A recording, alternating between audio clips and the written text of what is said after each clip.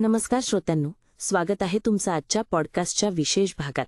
आज आपण बोलणार आहोत एका अशा महान व्यक्तिमत्वाबद्दल ज्यांनी महाराष्ट्राच्या आणि भारताच्या राजकारणावर आपला अमिट ठसा उमटवला. हा नेता म्हणजे यशवंतराव चव्हाण.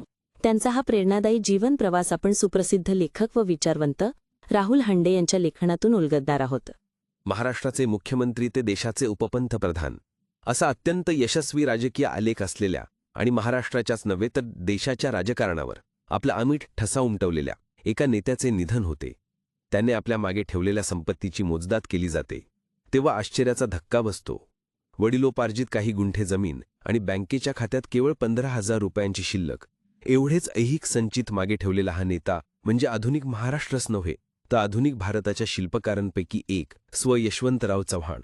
आज हे सत्य कपोलकल्पित कथा वाटेल. हे सत्य या महाराष्ट्राने साक्षात अनुभवले आहे. वर्तमान राजकारण आणि राजकीय नेतृत्व यांचा भयान अनुभव घेणाऱ्या आजच्या युवा पिढीला यावर विश्वास बसणे अशक्यच आहे. आर्थिक व शैक्षणिक अशा दोन्ही स्तरावर प्रतिकूल परिस्थितीत जन्मलेला हा मुलगा जीवनाच्या संघर्षात संकटांवर स्वार झाला. आपण प्रयत्नपूर्वक आपले व्यक्तिमत्व घडवायचे अशी खूनगाठ मनाशी बांधून परिश्रम करू लागला. शाळेत शिक्षकांनी मोठेपणी आपण कोण होणार या प्रश्नाचं उत्तर लिहायला सांगितले होते. यावर इतर कोणीही न दिलेले वेगळे उत्तर यशवंतांनी दिले होते. मी यशवंतराव होणार. या उत्तरातच यशवंतरावांचं स्वतंत्र बाण्याचे दर्शन घडते. मी कोणाचे अनुकरण करणार नाही तर स्वतःला कोणीतरी मोठे घडवणार. परिस्थितीतून आणि आईकडून मिळालेल्या संस्कारांनी यशवंतरावांनी स्वतःला घडविले. आपल्या जीवनात भोगलेल्या दारिद्र्याचं भांडवलही केले नाही आणि गरिबीच्या चटक्याने त्यांच्या मनातील कोविकही करपली नाही. यामुळेच यशवंतराव बुद्धिमान होते, तसेच अत्यंत भावनाशीलही होते. त्यांच्या बुद्धिमत्तेचा प्रत्यय राजकारणात दिसला तर भावनाशीलतेचा प्रत्यय त्यांच्या साहित्य कलाप्रेमात व साहित्य निर्मितीत दिसला. यशवंतरावांना भारताचा राजकीय व सामाजिक वास्तवाचा परिचय शालेय कालखंडातच होत होता. राजकीय पारतंत्र्य आणि सामाजिक विषमता या जटिल प्रश्नांची सोडवणूक करण्यासाठी त्यांनी महात्मा गांधींच्या राजकीय चळवळीत आणि सामाजिक समतेसाठी सत्यशोधक चळवळीत सक्रिय सहभाग घेतला. गांधीप्रणीत स्वातंत्र्याच्या चळवळीत सहभागी झालेले यशवंतराव गांधीवादी कधीच नव्हते, तर ते नेहरू-रॉयवादी होते. हे विशेष. राजकीय सत्तेचा वापर करून आर्थिक व सामाजिक समता स्थापन करण्यावर त्यांचा कायम भर होता. आर्थिक समृद्धीशिवाय सामाजिक समता हे केवळ दिवास्वप्न आहे याची पूर्ण जाणीव त्यांना होती. आधुनिक विज्ञानाची कास धरून समाज परिवर्तनाचे नवे युग निर्माण करू पाहणाऱ्या यशवंतरावांनी शिक्षण व सहकार यांच्यातील सामर्थ्य पुरेपूर ओळखले होते. महाराष्ट्रातील ग्रामीण भागात शिक्षणाची व सहकाराची गंगोत्री पोहोचवण्यासाठी त्यांनी भगीरथ प्रयत्न केले. संयुक्त महाराष्ट्र चळवळीच्या काळात जनतेचा प्रचंड रोषाचा सामना करत यशवंतरावांनी द्विभाषिक राज्याचे व संयुक्त महाराष्ट्राचे पहिले मुख्यमंत्री होण्याचा मान मिळवला.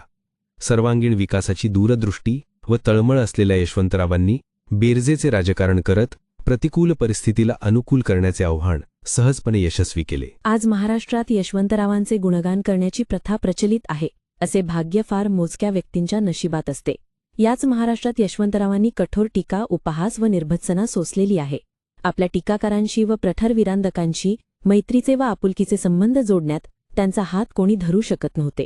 मृदू स्वभाव, धुरंदर मुतत्सद्दी, शीलवंतता, शालीनता, रसिकता, औदार्य, विवेक, गुणग्राहकता अशा सर्वश्रेष्ठ गुणांचा प्रत्यक्ष आविष्कार म्हणजे यशवंतराव. जीवनातील सहकारावर गाढ श्रद्धा असलेल्या यशवंतरावांनी सर्वांना सोबत घेत सर्वांच्या कल्याणासाठी मनाच्या श्रीमंतीने माणुसकीच्या माध्यमातून मानवतेची बेरीज करत समतेच्या पायावर उभे केलेले मानवतेचे मंदिर साकारण्याचा ध्यास घेतला होता.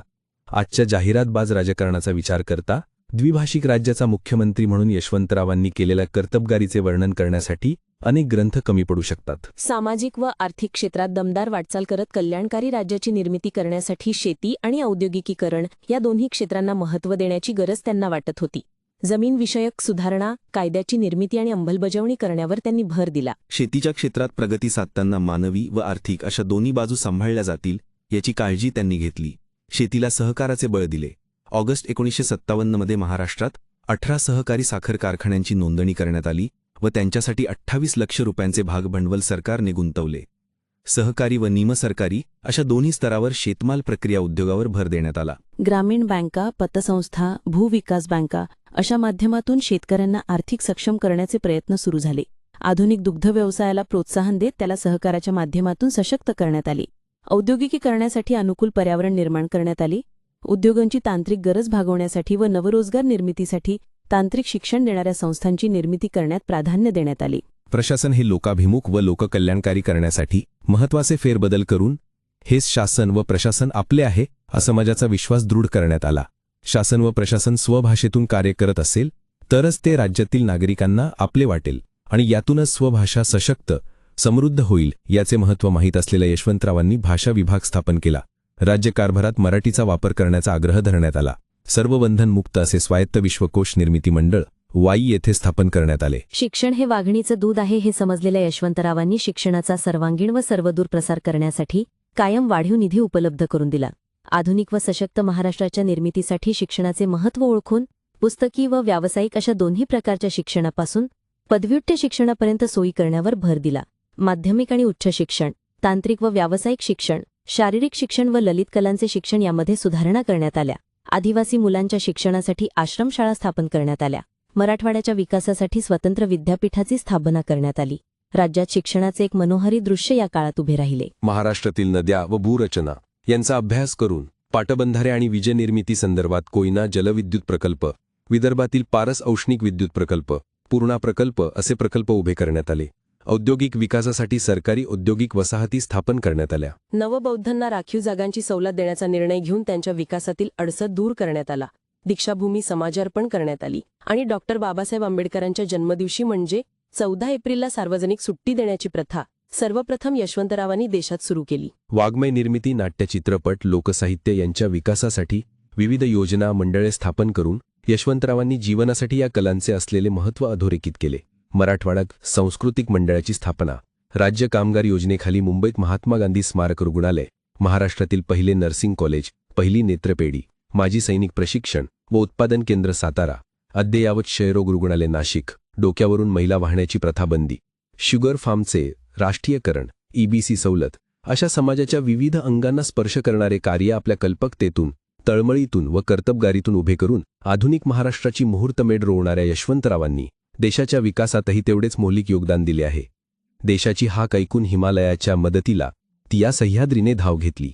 जीवनाच्या अखेरच्या पर्वात विधिशून्य राजकारणाचा बळी ठरलेला हा महापुरुष जरी विजनवासात गेला तरी त्याच्यातील संवेदनशील मानवाला त्याच्यातील राजकारण्याला कधीच बळी घेता आला नाही. संथ वाहणाऱ्या कृष्णमईच्या तीरावर रुजलेला आणि आकाराला आलेला हा कल्पवृक्ष महाराष्ट्राच्या येणाऱ्या प्रत्येक पिढीला सावलीच नव्हे तर आधार देणार आहे.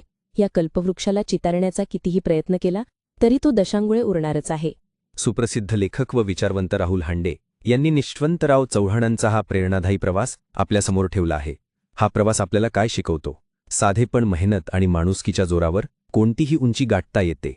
श्रोत्यांनो, तुम्हाला यशवंतरावांबद्दल काय वाटते? आम्हाला तुमचे विचार नक्की कळवा. हा पॉडकास्ट तुम्हाला आवडला असेल तर शेअर करा आणि आमच्यासोबत पुढच्या भागात पुन्हा भेटा. धन्यवाद.